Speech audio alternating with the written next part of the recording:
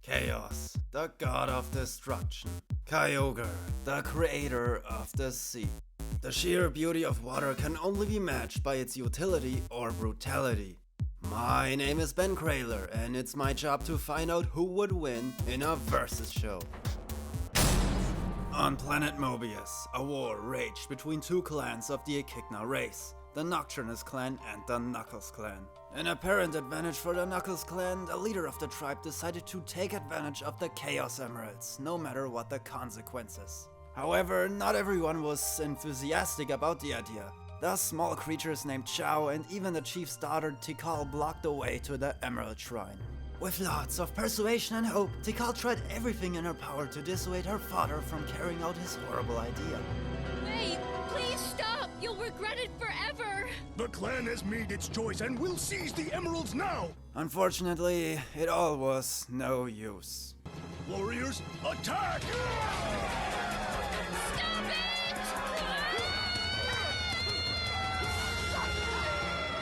But very unfortunate for the clan, someone else was also against this idea.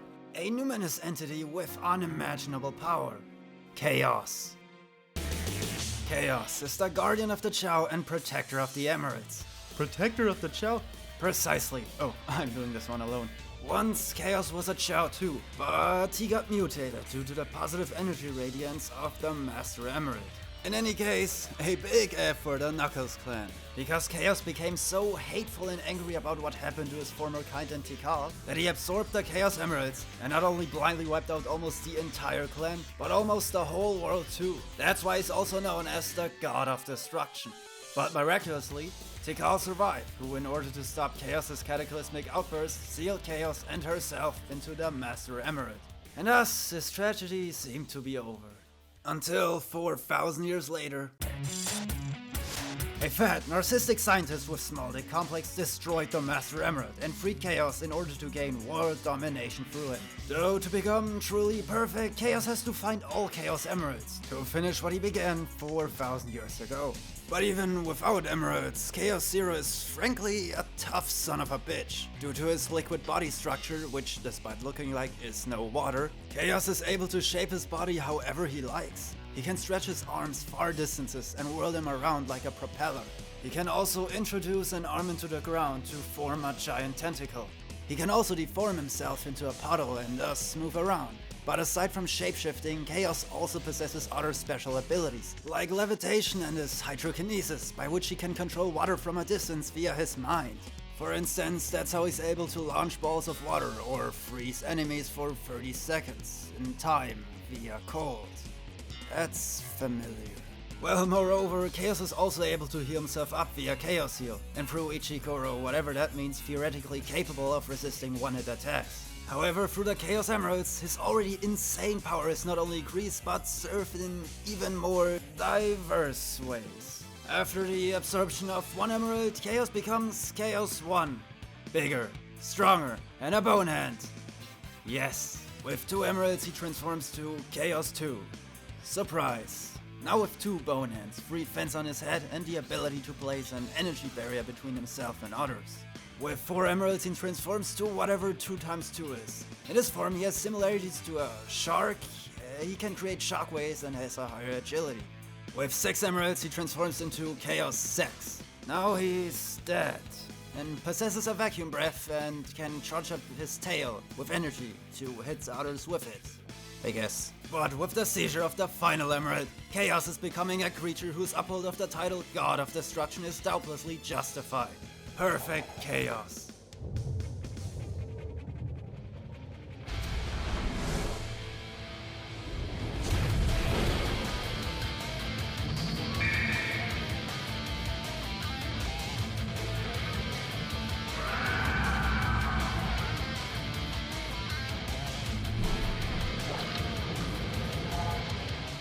Now he can create and launch devastating cyclones, water spouts, and powerful energy spheres.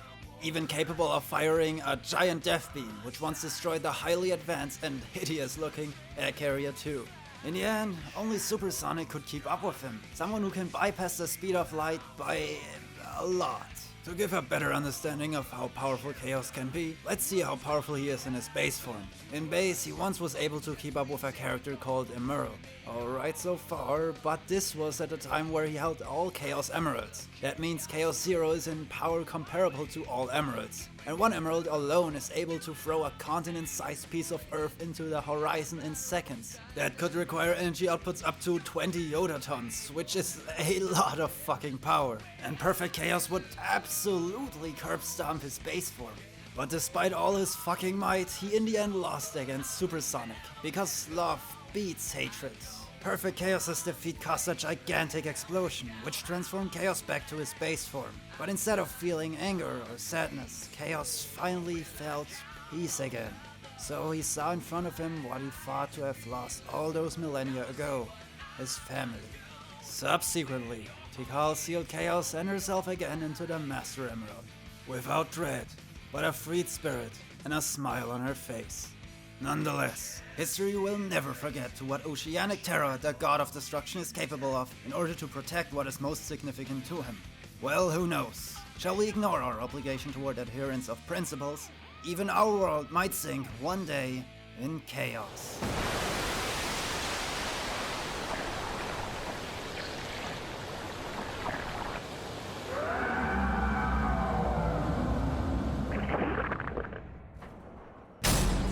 Earth, a blue-green marvel of the universe and domicile of fascinating magical creatures that'll one day be known as Pokémon. However, such a world was not quite as heavenly in its early days, but just a ball of natural forces. That such a stone could be formed into such a diamond, a creature of rock and magma arose in the deepest layers of the earth, which is supposed to shape the land itself. This creature's name is Groudon.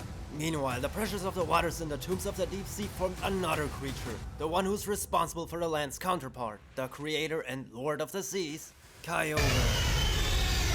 As just a water type, the Leviathan of the Pokémon world possesses utterly godlike powers. He can change the weather and the sea to frightening proportions. He can create gigantic rain clouds, devastating tsunamis, powerful currents, and cataclysmic storms. With power like this, he has once flooded the entire land to create the ocean as we all know it. But Kyogre also saved people in times by bringing water and cooling the atmosphere. Still, it would be far more than an airless nightmare if this living force of nature were to be angered. Unfortunately, that's exactly what happened. Because as the manifestation of the ocean, Kyogre is very hostile to the manifestation of the land. Kyogre and Groudon fought each other, a conflict that brought with it countless victims. These two made the ground and the sky tremble. The people had no choice but to hope their misery would be soon over. Though their prayers were indeed answered. For out of the sky rose a sacred green dragon, which defeated both Groudon and Kyogre and put them back to their slumber. Thus the clash of the two titans finally seemed to be over. Until millennia later. This is Team Aqua, a criminal organization whose goal is to destroy the world, in order to save space for a better one. Their plan, flooding the world with the might of the Titan Kyogre. Now then, Kyogre, the world's disordered and broken. The only thing human beings can think about is pursuing their own selfish desire. That's why nature and Pokémon are all suffering. Now, Kyogre! Return the world to how it once was and how it rightfully should be. To turn their plan into reality, the team's leader used the Blue Orb, which held grand control and transformed Kyogre back to his ancient form.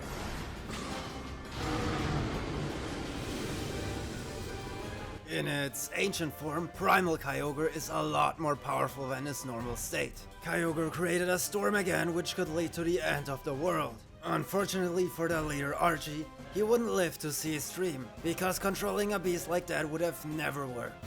Despite remaining a pure water type, his special ability is far more dangerous than in its previous bland Moby Dick form.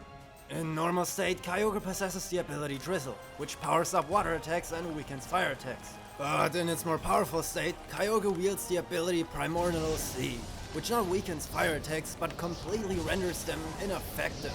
Even firestorms or eruptions that are several thousand degrees hot would evaporate completely in this rainstorm. Naturally, like any other Pokémon, Kyogre is in ownership of special attacks. He possesses mighty water attacks like Water Pulse, with which he can confuse victims, Hydro Pump, Water Spout, and his signature move, Origin Pulse.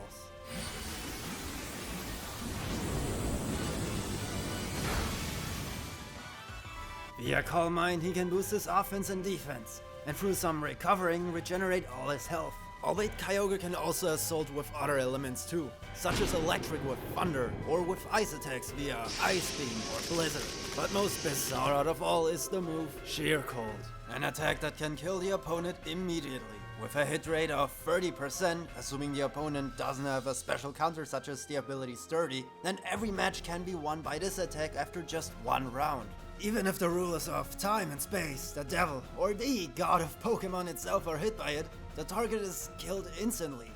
Well, Kyogre and Groudon, who also gained his ancient form, got into a fight again, and it took again the aid of Rayquaza to defeat both of them. But this time, Rayquaza was even more powerful, since it appeared in its Mega Evolution. And Rayquaza without the Mega Evolution is far faster than the speed of light, and was able to destroy this massive meteor.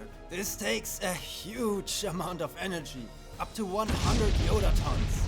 Luckily for the world, these monsters could once again be defeated and put back to their slumber, where hopefully they won't wake up renewed, because maybe then the world might drown in a tidal wave.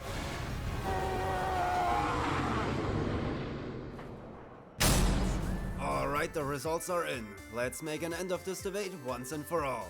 It's time for a versus show!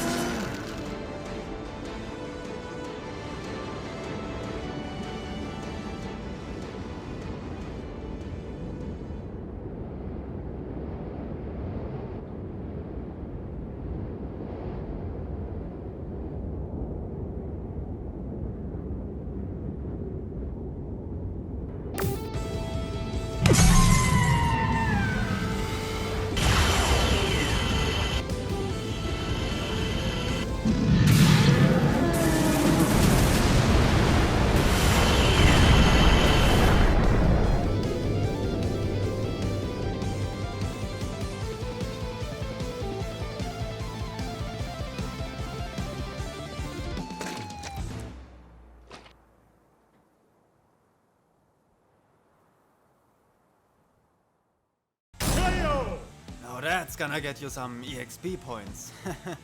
Or not. Kyogre's powerful storms were definitely challenging for Chaos, but the God of Destruction was able to prove himself more powerful against the Leviathan. Both may be roughly similar in speed, however Chaos's destructive power exceeds Kyogre's.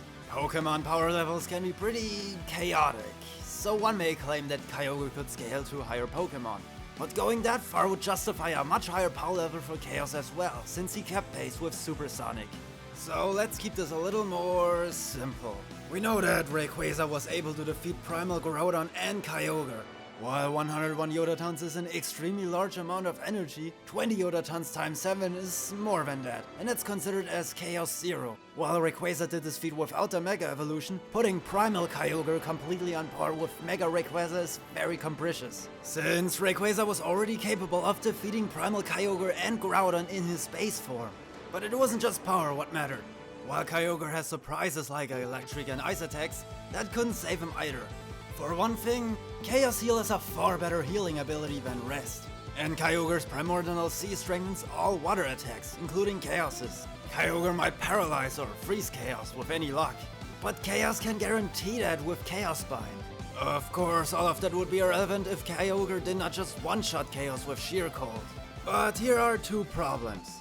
On one hand, the hit rate only is 30%, so according to the Bernoulli distribution, Kyogre would have to use the attack 3 times to hit safely. On the other hand, Chaos already has a perfect counter against attacks like this in form of the Ichikoro Gosh. Kyogre was more than just fearsome, but the God of Destruction could drown the creator of the seas with superior power and abilities. Frankly, Chaos blew Kyogre out of the water. The winner is Chaos.